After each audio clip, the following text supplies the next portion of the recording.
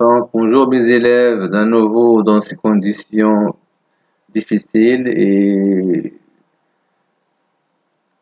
dans notre cours de révision du unité 4 concernant la géologie et les chaînes de montagne, on entamera aujourd'hui l'activité 8.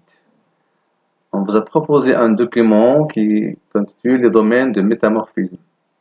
En fonction du changement théorique des conditions de pression et de température au niveau de la croûte terrestre, Winkler a développé une vision qui définit divers modèles de métamorphisme en fonction de l'importance et l'influence des facteurs de pression et de température. Le document suivant représente des zones de type de métamorphisme. On vous a proposé une question qui est simple. Avec vous, on a identifié sur le document les différents modèles de métamorphisme et différentes conditions distinctes pour chaque modèle. Donc, on a ce document, on a l'axe température de pression. Winkler a subdivisé ce diagramme, ce document, en des zones, dans les zones de diagenèse plus érosion, formation de la roche et érosion. Aussi, on a, comme prévu, comme d'habitude, on a des conditions non réalisables dans la nature. Et dans le domaine température-pression, on voit qu'il y a un domaine où on peut voir que on peut seulement changer la forme des roches selon l'augmentation de la température et une pression constante. Donc, c'est un domaine qu'on a appelé, c'est un métamorphisme thermique seulement, qu'on a appelé aussi après un métamorphisme de contact. Aussi, on a un domaine où la pression et la température augmentent simultanément. Donc, c'est un domaine qui regroupe le modèle de métamorphisme thermodynamique. Thermodynamique qu'on a appelé après, on a appelé c'est un métamorphisme régional.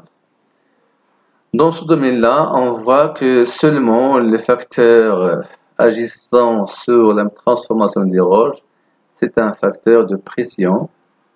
Donc, on l'a mentionné sur ce domaine que c'est un métamorphisme de dynamique, ou bien on l'a appelé aussi un métamorphisme de subduction.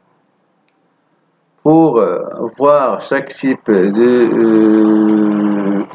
métamorphisme et sa relation avec la tectonique des plaques, on a proposé le document 2, et métamorphisme dynamique ou bien de subduction. Ça veut dire que cette dynamique-là est liée au phénomène de subduction.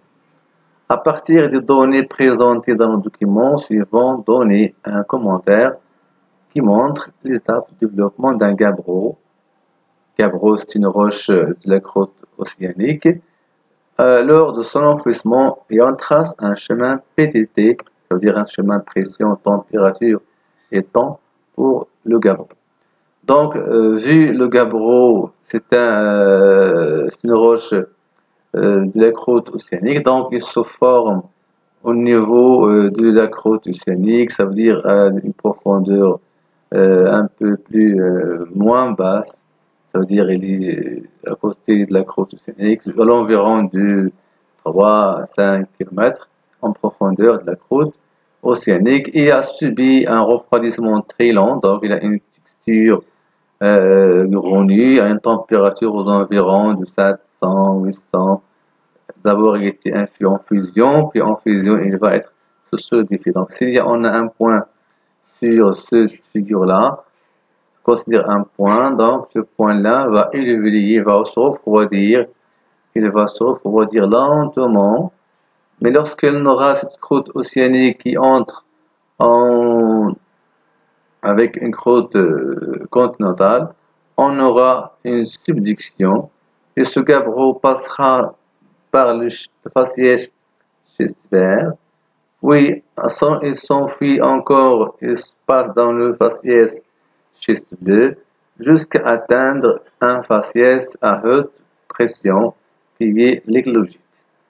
Cette roche-là métamorphique peut revenir avec le temps et donnera et affleurement à la surface lors d'érosion de toutes les strates qui se trouvent en dessous. Donc, on tracera vraiment un chemin, un itinéraire du gabbro selon la température, selon la pression et selon aussi le temps. D'accord. Pour ce qui concerne au niveau métamorphisme thermodynamique et régional, dans les zones de collision, les unités géologiques se chevauchent les unes sur les autres, ce qui entraîne un enfouissement de certaines unités. Au cours de son enfouissement, les roches se métamorphisent lorsque les forces aux limites compressibles ne s'exercent plus. Cette croûte épaissit et en déséquilibre gravitaire et s'amincit par érosion. Donc il y a toujours l'érosion, le fait qui va amincir la région et les roches métamorphisées en profondeur se retrouver à la surface. La figure 2 montre le trajet PPT comme on a fait pour le gabbro au niveau de la subduction d'une roche R. Donc, dans une région, il y a collision entre deux continents bien des plaques continentales.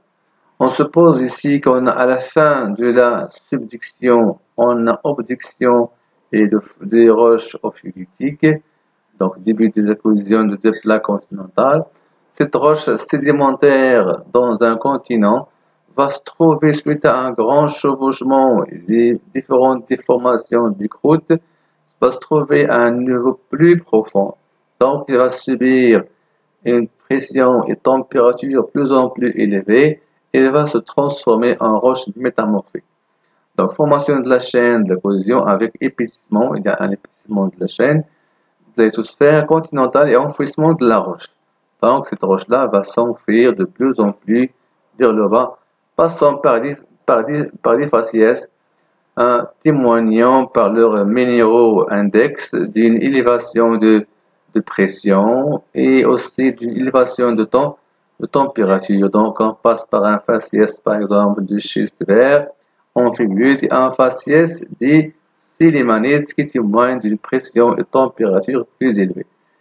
Cette roche-là, à la fin de son existence, donc il peut réaffleurer, il peut affleurer à nouveau à la surface, il peut revenir à la surface suite à l'effet d'érosion. Donc, affleurement de la roche R suite à l'effet de l'érosion et l'arrêt des forces compressives. Donc, on trace un chemin PTT de la roche au niveau des métamorphismes, au niveau des zones de collision pour les métamorphismes dynamiques, pour les métamorphismes thermodynamiques et aussi les régionales.